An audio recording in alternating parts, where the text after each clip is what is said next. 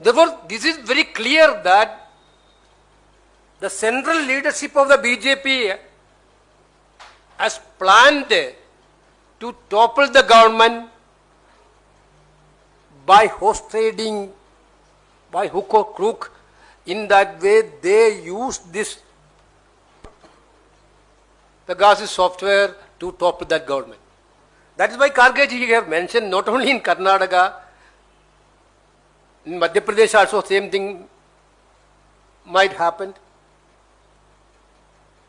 No, it is very shocking that the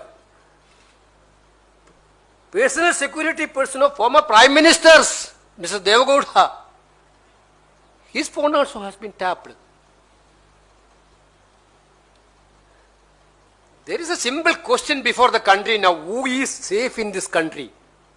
As far as his personal, everybody has to be careful in this country nowadays.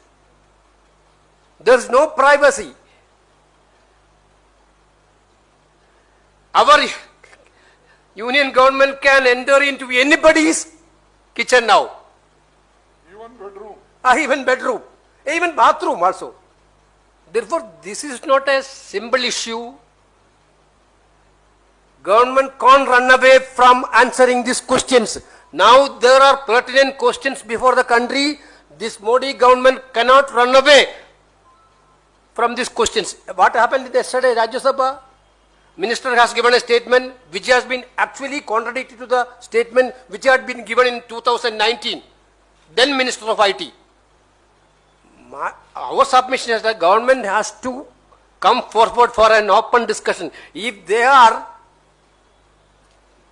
thinking that there is no guilty in their part, why don't they announce a judicial inquiry under the Supreme Court monitoring?